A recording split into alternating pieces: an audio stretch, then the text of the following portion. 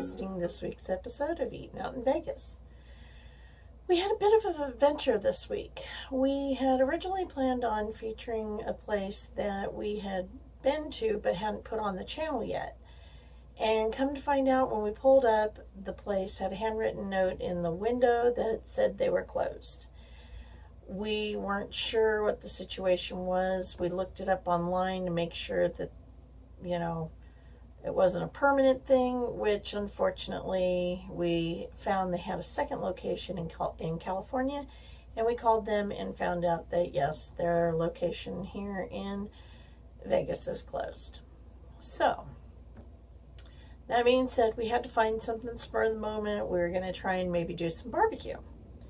So we found a place, but it had conflicting information on it as far as to how close it was. One of our Google Maps said 10 minutes away, the other one said 20 minutes away. So we headed to the short one, ended up being in the middle of nowhere. There was nothing there. So we started heading to the other one and then decided, well, maybe we should call. We call. That was closed too. Not a permanent closure like this other one, but it was closed. It was past the time that they serve food, which was like 7 o'clock at night. So everyone was pretty hungry. We decided that we saw something that we passed on the way going to one of these two places and ended up stopping at a place called Rounders Grilling and Gaming Company. They are located at 830 Blue Diamond Road. It is out there a ways. They do have 4 locations in town, 2 in Henderson, 2 in Las Vegas. Like I said, I'm not really too keen on promoting the chained restaurants, but this is a smaller chain. It's not like it's McDonald's or Taco Bell or anything like that. And it has a very interesting backstory to it, which they have on their menu, and it talks about the person that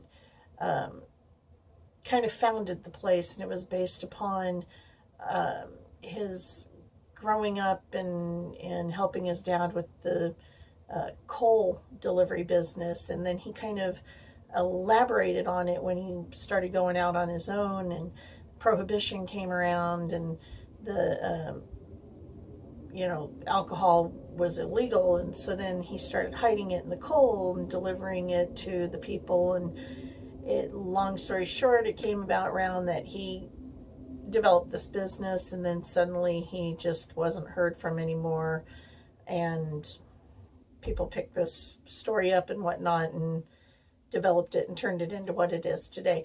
But you'd have to go there, read the menu, the back of the menu, and it tells the whole story. It's very interesting. The food that we decided to have was, we tried some nachos as an appetizer. Very good, full of sour cream and guacamole, and you see the picture. I mean, it's fantastic looking. The dinner's choices that we had, we were lucky to have my daughter with us again, and the dinner choices that we did were, she had a Tommy Knocker burger, which from what I can tell on their menu is that most of them are a half-pound Angus burger. It had bacon and cheese, grilled onions, and mushrooms on it, and she chose to have sweet potato fries. And I tried the sweet potato fries, and they were really good. Then my husband had a Firehouse burger, which has fried jalapenos, bacon, pepper jack, cheese, and chipotle mayo. And then he chose to have tater tots with his. And then I had the fish and chips.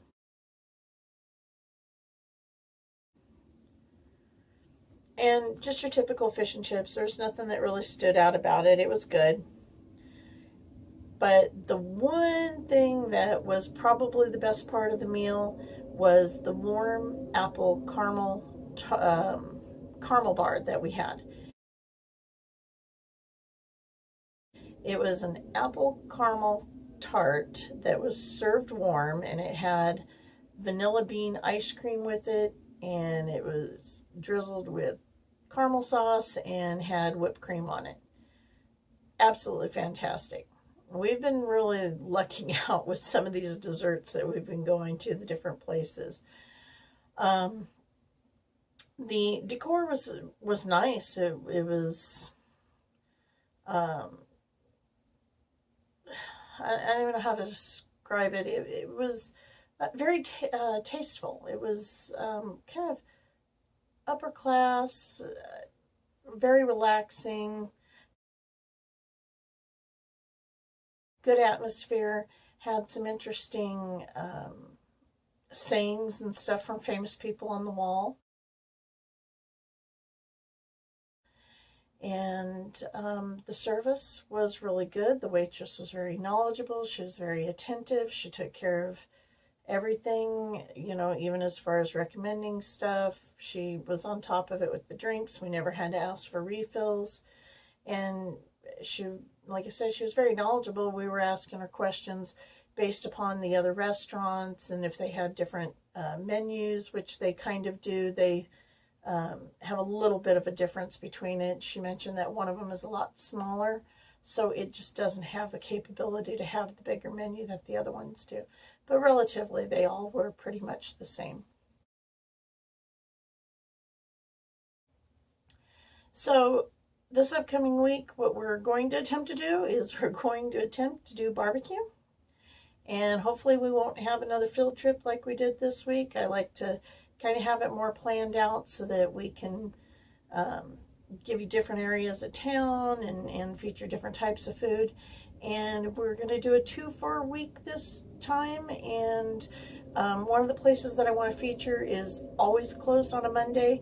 So we're going to go have that on Tuesday so that we can feature this place.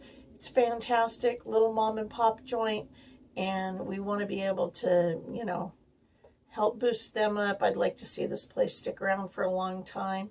So stay tuned next week, and you'll get a couple more restaurants from us. And again, thank you guys for watching. And, hit that subscribe button, hit the bell, make sure you get the notifications. And again, if you have any suggestions, any places that you want me to try, feel free, leave them in the comments, and we'll see what we can do. Thanks, guys. Have a great week.